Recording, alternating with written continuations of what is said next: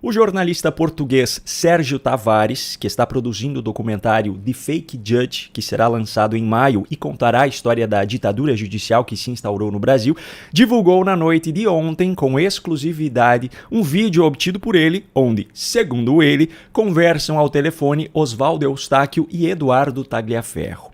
Antes de soltar o vídeo, me permita contextualizar aqui essa história para que você entenda do que se trata.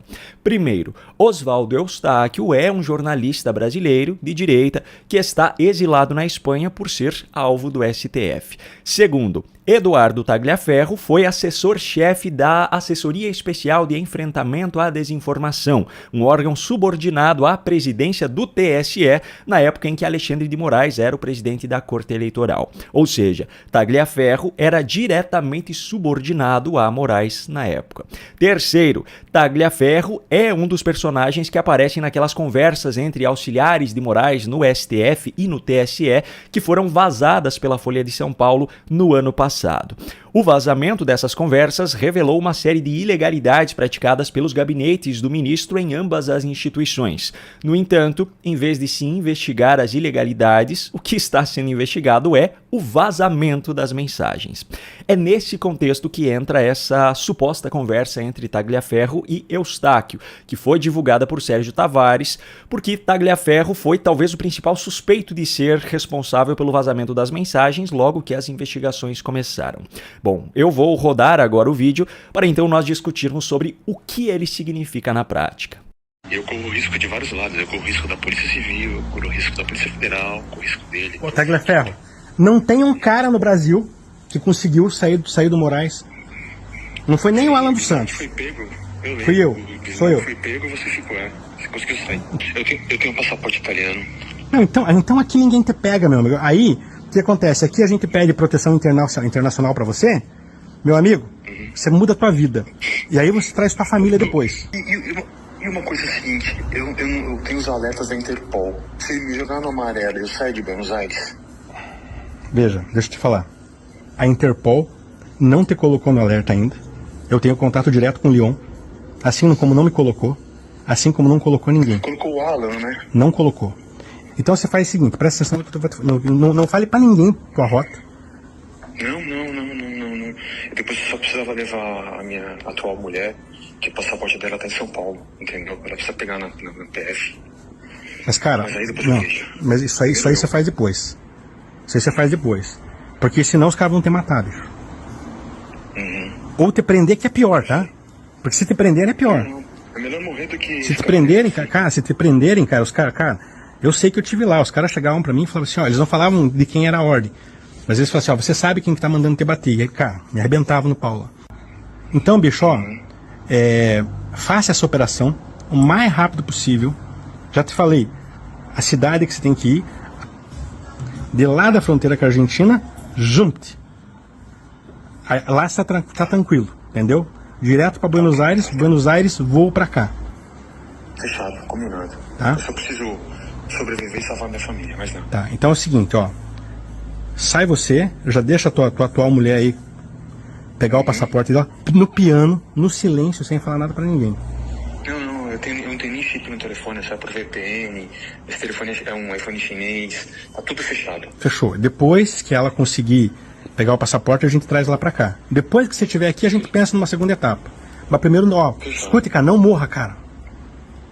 Não vou morrer. Então beleza, ó. Esse aqui é meu telefone, aqui é irrastreável. Irrastreável esse meu telefone. Me liga de dia, de noite, qualquer hora. Obrigado, viu, Oswaldo? Obrigado de coração mesmo.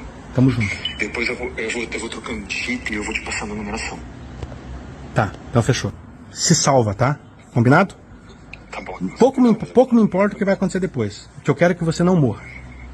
Obrigado, Oswaldo. Tá bom. Tô aqui. Fica com Deus, Um Eduardo. abraço. Fica com Deus. Você também, amém. Tchau, tchau. Pois bem, o primeiro ponto que eu preciso levantar aqui é o seguinte. Depois de ter publicado esse vídeo, o próprio jornalista Sérgio Tavares publicou outro vídeo mostrando uma conversa que teve com o próprio Tagliaferro, onde o ex-servidor do TSE confrontou o jornalista português por divulgar um vídeo onde ele supostamente está falando sobre um plano de fuga.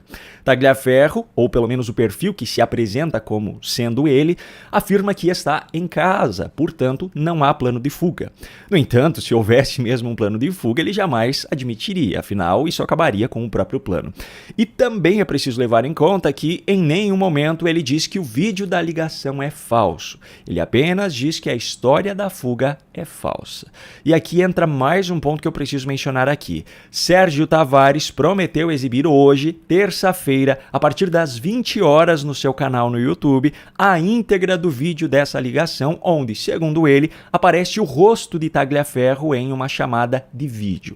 Por isso, inclusive, eu resolvi postar esse vídeo aqui mais cedo para que você, caso tenha interesse, possa acompanhar ao vivo a exibição desse material lá no canal do Sérgio Tavares. Bom, agora vamos analisar a situação por trás dessa suposta ligação. Se ela for falsa, e aqui eu faço questão de lembrar que na conversa exibida pelo jornalista português, Tagliaferro não diz que ela é falsa, mas se for, isso não anula o fato de que o ex-servidor do TSE e ex-auxiliar de Moraes está sendo perseguido por conta das mensagens que foram vazadas pela Folha. E que fique claro, essa perseguição não é por parte daqueles que foram vítimas das ilegalidades praticadas pelo ministro e seus auxiliares na época. A perseguição vem justamente de quem aparece nas conversas cometendo irregularidades. Aliás, Oswaldo Eustáquio é uma das pessoas definidas como alvo para a pesca probatória revelada por aquelas mensagens vazadas. Ou seja, ele era uma das vítimas do próprio Tagliaferro. E agora, se a ligação for verdadeira, é quem o está ajudando.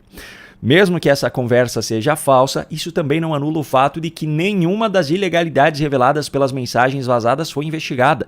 No caso da Lava Jato, conversas vazadas levaram ao desmanche da operação, com condenações, provas e processos inteiros sendo anulados. Desde então, a impunidade em relação aos envolvidos nos esquemas descobertos tem prevalecido, como se os crimes identificados nas investigações jamais tivessem existido. No caso das conversas envolvendo Moraes e seus auxiliares, o resultado foi completamente diferente. Nenhuma das decisões ilegais foi derrubada, nenhum processo foi anulado, nenhum envolvido foi investigado, nada disso. Como eu disse anteriormente, é o vazamento das mensagens que está sendo investigado. Agora, se a conversa telefônica que aparece no vídeo for verdadeira, o que, segundo Sérgio Tavares, ficará comprovado com a divulgação da íntegra do material, aí, meu amigo, o buraco é muito mais embaixo. Por que eu digo isso? Porque nesse caso nós estamos falando de uma perseguição que vai muito além do que nós já estamos acostumados a ver nos últimos anos. Perceba que é dada uma ênfase no risco de morte, além do risco de uma eventual prisão. Obviamente, mesmo que seja verdadeira a ligação, tratam-se de afirmações feitas por um lado da história, o que não necessariamente representa a verdade. Mas também não me parece plausível que ambos os participantes desse telefonema estivessem falando sobre esses riscos se não houvesse fatos anteriores que os fizesse pensar dessa forma. De qualquer modo, muito provavelmente esse material será utilizado não para investigar as denúncias que são feitas pelas vítimas, mas para investigar ou perseguir quem fez as denúncias. Afinal, quem decide o que ou quem é investigado hoje nesse país é justamente quem pratica essa perseguição. Antes disso, porém, há um novo capítulo dessa história que será revelado com o vídeo na íntegra que Sérgio Tavares prometeu mostrar nessa terça às 20 horas. Agora, não menos absurda que toda essa situação é a próxima história que eu vou mostrar para você. Olha só essas duas matérias. Presidência paga R$18 mil em diárias para assessores acompanharem Janja à França. Viagem de Janja a Paris custou mais de R$72 mil em diárias. Tudo isso de dinheiro do povo brasileiro foi usado para quê? Para que ela participasse, a pedido de Lula, de um evento sobre alimentação. Sim, é mais um caso de dinheiro público sendo jogado fora para que políticos discutam sobre a fome no mundo, em vez de simplesmente usar o dinheiro para matar a fome de quem precisa. Agora, o caso de Janja é ainda muito pior. Primeiro porque ela não é política, ela não foi eleita para nada. E ainda por cima, o governo afirma que ela não ocupa cargo público e não exerce função pública, sempre que é questionado sobre a falta de transparência com esses gastos. E segundo, porque nesse último sábado, enquanto estava no Vietnã, Lula disse em uma coletiva de imprensa que Janja continuará fazendo o que ela quiser, porque a mulher do presidente Lula não nasceu para ser dona de casa. Para que você tenha ideia, até o próprio filho caçula de Lula ficou irritado com a fala do pai, porque a mãe dele, Marisa Letícia, já falecida esposa de Lula, foi dona de casa durante os 2 primeiros mandatos de Lula como presidente. Aliás, mais do que isso, ela foi uma mulher discreta que não ficou tentando chamar chamar a atenção para si a qualquer custo, como Janja faz hoje. Agora, o principal ponto é o seguinte: ao fazer essa declaração, Lula fez de conta que esqueceu de um detalhe. O dinheiro que Janja está usando para fazer o que quiser é o nosso. É o suado dinheiro do povo brasileiro, inclusive daqueles que passam fome, mas que são obrigados a pagar os seus impostos mesmo assim, para que, por exemplo, a primeira-dama viaje para outros países para falar sobre a fome.